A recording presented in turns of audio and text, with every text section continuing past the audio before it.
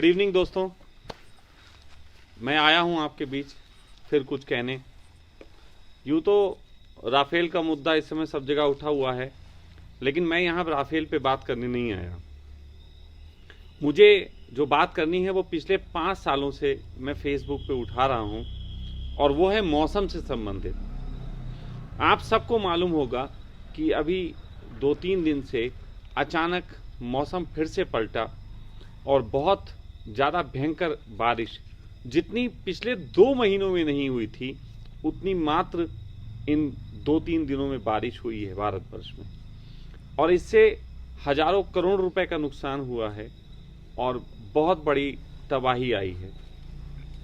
लेकिन हम लोग इसको बारिश मान के और ऊपर भगवान ने हमारे ऊपर इस तरीके की आपदा दी, इसे मान के कुछ समय में भूल जाने वाले हैं। लेकिन मुझे ये आपदा नहीं लगती। और मैं ये जो बात कहने जा रहा हूं, अगर आप में से बहुत से लोग हैं जो मुझे पसंद करते हैं और हमेशा सुनने आते हैं मेरी बात, मैं उनसे कहूंगा अगर आप मुझे इस योग्य मानते हैं कि मेरी बात आगे बढ़नी चाहिए तो कृपया करके इस बात को जरूर शेयर करें, ताकि कम से कम ये बात उठे और उस स्तर तक उठे कि लोग इस पे चिंतन करें। मैं 5 साल पहले जब उत्तराखंड में तबाही आई थी और 50,000 से ज़्यादा लोग मारे गए थे, मैंने तब भी इस मुद्दे को उठाया था। आप सब लोग मेरी बात मानने की बजाय सीधे सीधे आप सब लोग इस पे सर्च कर सकते हैं, क्योंकि सरकारें लड़ रही हैं, डिपार्टमेंट आपस में सोए बैठे हैं, किसी को कोई चिंता नहीं है कि असली मुद्दे को किस तरीके से समझा जाना चाहिए। मैं इस मुद्दे को इस तरीके से उठा रहा हूं कि जब जब दोबारा से मानसून लौटता है तो वो मानसून अरब सागर से ना उठ के बंगाल की खाड़ी की तरफ से उठा होता है, और बंगाल की खाड़ी की तरफ से जब मानसून उठता है तो वो चीन की तरफ जाता है। लेकिन हवाओं का जो रुख इस तरीके से होता है कि बंगाल की, तो वही बादल दोबारा लौट के भारत की तरफ आते हैं और आने का इनका क्षेत्र होता है हिमाचल प्रदेश, उत्तराखंड और ये पंजाब साइड से, क्योंकि ये ऊपर से एंट्री करते हैं। सामान्य मानसून जो है वो केरल की तरफ से एंट्री करता है। लेकिन मैंने ये जो बात कही है इसका आधार आपको बता रहा हूं। जब एक बार चीन में ओलंपिक हुए थे तो वहां पे उस समय बरसात ना होने देने के लिए, कि बरसात ना हो जिससे खेलों में व्यवधान पड़े, उन्होंने बादलों के ऊपर नाइट्रोजन का छिड़काव किया था। बादलों के ऊपर नाइट्रोजन का छिड़काव करने से होता यह है कि जो पानी बरसने की स्थिति में आ चुका होता है बादलों पे वो पानी दोबारा से जम जाता है, और वो बादल क्योंकि रुके नहीं रहते आगे बढ़ते हैं, तो वो आगे बरस के अपना जो है एक तरीके से कहर बरपाते हैं।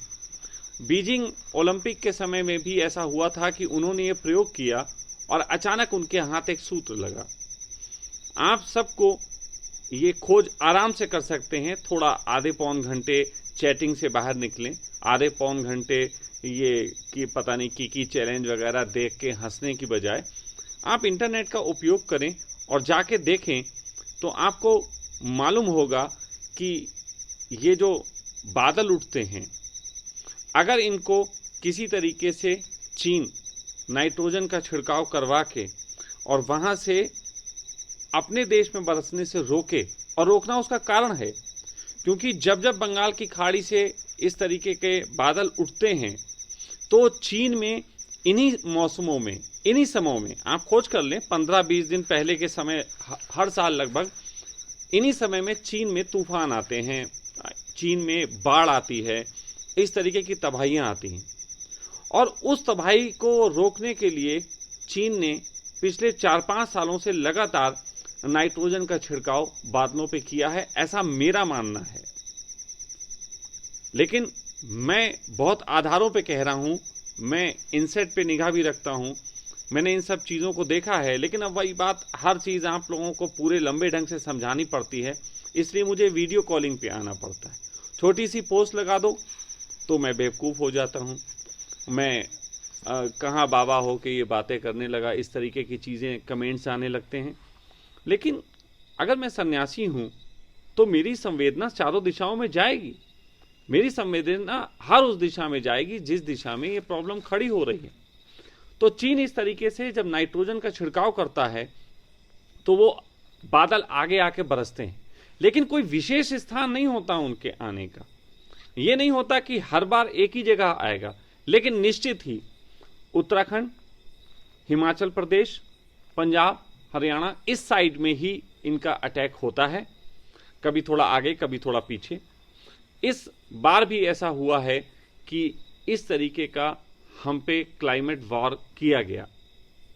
आप चीन की छोटी मोटी हरकतें देखते हैं कि वहाँ घुसाए यहाँ घुसाए, लेकिन इतनी बड़ी संख्या में क्लाइमेट वॉर छिड़ा हुआ है और हम पे अटैक हो रहा है, लेकिन किसी को भी इसका कोई चिंतन नहीं उठ रहा। ये पूरा प्रोसेस मौजूद है। आखिर बादलों के पास इतना पानी कैसे इकट्ठा हो जाता है कि केवल 3 दिन में इतनी बरसात हो जो कि पिछले 2 महीनों में नहीं हुई। आप सोचो, थोड़ा सोच के देखो।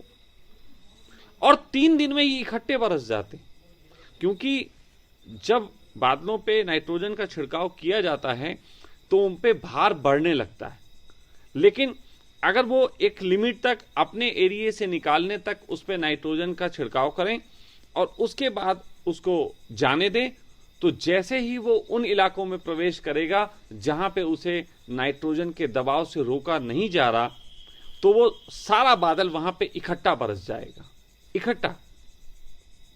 और देखो, कोई लंबी झंझट नहीं, सिर्फ 3 दिन में उसका जो बादलों पे भार था, जो उसके बोझ था पानी का, वो 3 दिन में रिलीज कर देता है। लेकिन 3 दिन में रिलीज करता है हमारे उन इलाकों में जो पहाड़ी इलाके हैं। पहाड़ी इलाकों में रिलीज जब इतनी तेजी से पानी होता है तो बहुत सा कटान होता है, बहुत सी तबाहियां होती हैं, और साथ साथ इससे हमारे जो बांध हैं उन पे भी लोड पड़ता है, और बांध पे लोड पड़ने के कारण फिर वहां से जो पानी छोड़ा जाता है वो पूरे भारतवर्ष में तबाही लाता है। अब आप सब सोचोगे कि इतनी बड़ी सब हमारे पास खोजें हो चुकी हैं और आप ये बात कह रहे हैं आज तक किसी और वैज्ञानिक ने नहीं कही। वैज्ञानिक क्या कहें, किससे कहें? उन्हें सिर्फ मौसम की जानकारी लेने के लिए बैठाला गया है। डोकलाम में घुसाता है, उसको भी तो कोई कुछ नहीं कहता। बहुत तरीके की और बातें हो रही हैं, कहाँ कोई उठा रहा है? क्योंकि उठाते ही अगर आप ऐसी बातें उठा दो तो आप दोषद्रोही हो जाते हो। तो भाई मैं कहना चाहता हूं, ये थोड़ी देर के लिए मुद्दे छोड़ दो। और रही बात कि हमारे बहुत विद्वान लोग आईएएस पीसीएस ये भी कोई मुद्दे नहीं उठाते, तो मैं आज आईएएस पीसीएस के बारे में भी एक चीज़ बता रहा हूं। मेरे एक मित्र हैं, वो आईएएस हैं, उन्होंने मुझे एक बार बताई थी कि स्वामी जी, असल में जब कोई आपदा आती है तो एक बार की आपदा, किसी भी शहर में जब एक बाढ़, एक तबाही, एक भूकंप या कुछ भी एक आपदा आ जाती है, बस एक आपदा से वहाँ का डीएम इतने पैसे कमा लेता है कि उसकी 7 पीढ़ियां बैठ के खा सकती हैं। सिर्फ एक आपदा। Every IAS person waiting like this, इस तरीके की आपदाओं का इंतजार करते हैं कि आ जाएं, क्योंकि जब आते हैं तो सरकार की तरफ से राहत कोष खोल दिया जाता है। राहत कोष से 100 करोड़ रुपया जाते हैं, फाइलों में जाते हैं, नेताओं की भी सेटिंग, फिर अफसरों की भी सेटिंग, बाकी नीचे कितने लोगों तक पहुंचता है ये तो आप अच्छे तरीके से जानते हैं। ये हम लोगों के साथ बहुत बड़ा खिलवाड़ है। मेरा मानना है कि अगर आईएएस को पैसे कमाने हैं और इन सब चीज़ों को करना है, सरकार इसकी दूसरी तरकीब निकाले। उन लोगों को कहे कि उनके शहर में आपदा ना आने पे उनको इतना फंड दिया जाएगा, उनके शहर में तबाहियां ना आए इसकी व्यवस्थाएं करें और उनको इतना पैसा दिया जाएगा, क्योंकि तबाही आने से ऑलरेडी बहुत देश को नुकसान होता है। मुझे किसी के पैसे कमाने से कोई आपत्ति नहीं, भाई कैसे भी कमा लो यार तुम पैसे, लेकिन व्यर्थ के पैसे क्यों कमाना, बर्बादी के पैसे क्यों कमाना। पैसे कमाने के उल्टे तरीके भी हो सकते हैं। एक तो तरकीब होती है कि सड़क बनाओ और उसमें से फंड खा लो, सड़क खराब बनेगी फिर देखा जाएगा। एक तरकीब ये भी हो सकती है कि सड़क अच्छी बनाओ और जो सड़क अच्छी बनाएगा इतने साल तक रहेगी, उसे एक बार सड़क बनाएगा फ्री पैसा दे दो। ये हर बार रॉ मटेरियल क्यों खराब करना। लेकिन मैं जो ये बातें उठाता हूं, मेरी पीड़ा कहां पे है, इस बात को शायद आप कभी नहीं सोच पाते होगे। आपको लगता होगा एक आदमी आया, अपनी बात कह दी, बस थोड़े से व्यू, थोड़ी सी लाइकिंग के लिए ये सब चीजें हो रही। लेकिन सच बात तो ये है, आप छोटी सी चीज अगर योग की मानो तो योग कहता है स्वस्थ शरीर में स्वस्थ मन होता है, स्वस्थ मन में ही स्वस्थ आत्मा। बड़े अच्छे अच्छे फिलॉसफर ये कह के चले गए कि जब तक आप आम जरूरतों से आगे नहीं बढ़ोगे तब तक आप कभी धार्मिक चिंतन की तरफ अग्रसर नहीं हो सकते। तो मैं आपके जीवन में उन बातों पे भी चर्चा कर रहा हूं जिन बातों के तहत आप सही दृष्टि में धार्मिक दृष्टिकोण नहीं अपना पाते, और फिर आपके पास एक धार्मिकता बसती है मंदिर मस्जिद में घंटे और जान की। सही धार्मिकता तब उपलब्ध होती है जब इंसान एक अच्छे जीवन को, एक स्वस्थ जीवन को, एक अच्छे समाज को उपलब्ध होता है। लेकिन इसके लिए हमें कहीं कोई बात नहीं कही जा रही। मैं चीन के संबंध में जब ये वार की बात उठा रहा हूं तो मैं लड़ाई की बात उठाने की बजाय ये चिंतन की बात उठा रहा हूं कि इस पे चिंतन होना चाहिए। अगर इस तरीके की चीजें वो कर सकता है तो भाई मैं कहूंगा और बेहतर ढंग से तुम भी कर लो। तुम भी उन बादलों को इस तरीके से छिड़काव करवा के उन्हें आगे ले जाके वापस अरब सागर में ही गिरवा दो। मैं नहीं कह रहा कि तुम उल्टा उस पे बादल भेज दो, तुम युद्ध छेड़ दो। और अंतोगत्ता चीन में भी अगर कोई ये सुने तो बात समझेगा कि लौट फेर के अगर एनवायरनमेंट में कहीं एक जगह भी मौसम बिगड़ता है तो उसका असर पूरी पृथ्वी पे पड़ता है। आप देखो कि इस समय यहां पे अब लगभग ठंड होने लगी। ये कोई ठंड का समय नहीं है, ये गुलाबी मौसम का समय है। लेकिन अब इस समय अगर ठंड होगी तो इसका मतलब है कि हमने मानसून में कुछ डिस्टरबेंस पैदा कर दिए। ये डिस्टरबेंस आगे बहुत गर्मी के रूप में देखने को मिलेंगे। बहुत गर्मी के रूप में देखने को मिलेंगे तो बहुत ज़्यादा एसी चलेगा, बहुत ज़्यादा एसी चलेगा तो बहुत कार्बन डाइऑक्साइड गैसेस बनेंगी, बहुत कार्बन डाइऑक्साइड गैसेस बनेंगी, फिर ग्लेशियर पिघलेंगे, फिर बारिश, और ये सब बाढ़ तबाही ये चलता ही रहता है। इसलिए हो सके तो इस नेट का उपयोग, इन चीजों का उपयोग इंसान को सार्थक दिशा की ओर करना चाहिए। आप सब जितने भी मित्र इसको देखते सुनते हैं, कम से कम एक बात तो ये कहूंगा कि पहले जो बात हो उसको पूरा सुने, इतनी जल्दी उस पर कोई भी रिस्पॉन्स न करें। फास्ट ट्रीट इंसान की ऐसी आदत पड़ गई है चैनल बदलने की, ऐड ना देख के दूसरे ऐड देख लेने की, फटाफट सब चेंज करता है। यही मैं देखता हूं नेट पे भी लोग करते हैं। कोई मुद्दा उठाओ, बस दो शब्द, हमारे मतलब का मुद्दा नहीं। अभी मैंने राफेल, कुछ लोग होंगे धार्मिक लोग, मेरे मतलब का मुद्दा नहीं है। अभी मैं कहूंगा कि आध्यात्मिक बात, तो कुछ लोग होंगे एमटीवी को पसंद करेंगे, ये मेरा मुद्दा नहीं। देखा हट गए। अगर आप इस पृथ्वी पे रहते हैं तो आप ये जान लें, सारे मुद्दे आपके मुद्दे। मैं किकी चैलेंज भी देखता हूं कि उससे क्या दिक्कतें हो रही। मैं हर चीज देखता हूं, हर चीजों को इस ढंग से समझने की कोशिश करता हूं कि इनका हमारे व्यक्तित्व पे, हमारे एनवायरनमेंट पे, हमारे समाज पे क्या फर्क पड़ रहा है। यही कारण है कि मेरा चिंतन जो है वो चिंता के रूप में आपके सामने आता है। मैं चिंतित होता हूं इस चीजों को देख के कि कहां आप उलझ के रह गए। राफेल डील के संबंध में देख रहा हूं आजकल, राफेल डील के संबंध में ना कांग्रेस को इतना पता है, ना बीजेपी के बड़े नेताओं को इतना पता है। जो असलियत में घटना है शायद वो पता हो किसी को ना हो, इस पे ना कहूंगा, लेकिन उनके भक्त लोग, चाहे वो कांग्रेस के भक्त हों चाहे वो बीजेपी के भक्त हों, इनको सब पता है। एक कोई कमेंट्स करता है कि सौदा हुआ, तो दूसरा कमेंट करने आ जाता है तुझे क्या मालूम सौदा नहीं हुआ, वो तो पहले हुआ था। सब आपस में पता है, बहुत बहुत जानकारी भरी पड़ी। आज हमारे देश के प्रधानमंत्री ने कहा कि कीचड़ जितना उछालोगे उतना कमल खिलेगा। दिल्ली में सफाई कर्मी हड़ताल पे बैठे हुए हैं, कई दिनों से हड़ताल नहीं कर रहे, आज वो खुश हो गए। देश का प्रधानमंत्री कह रहा है जितना कीचड़ बढ़ेगा उतना कमल खिलेगा। अब दिल्ली में सब कमल खिल जाएंगे, रास्ते से निकलेंगे कमल खिले दिखेंगे।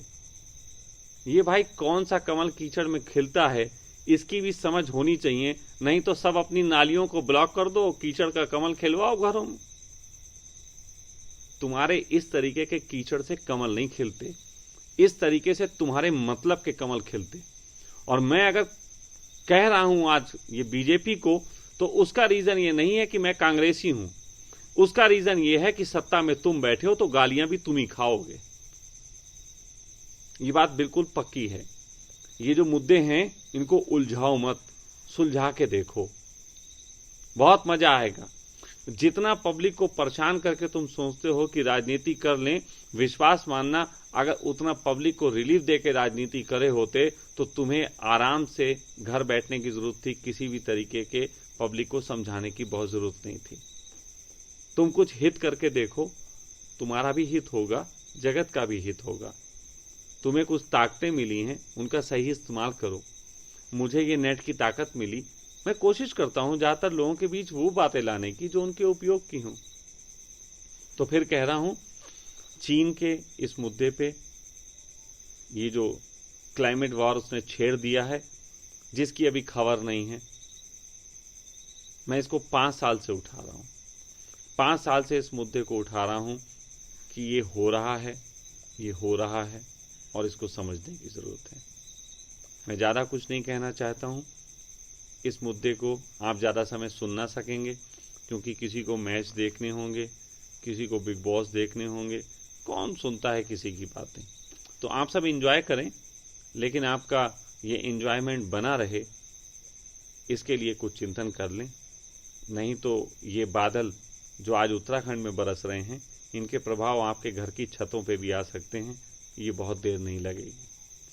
जिस क्लाइमेट वॉर के तहत आज केवल आपको लगता है पानी आ रहा है, विश्वास मानना कि अगर बादलों पे नाइट्रोजन छिड़का जा सकता है तो बादलों के ऊपर साइनाइड भी छिड़का जा सकता है। सोचो, चिंतन करो, मैं किस चीज़ की बात कर रहा हूँ। मैं इतना ही कहना चाहूँगा।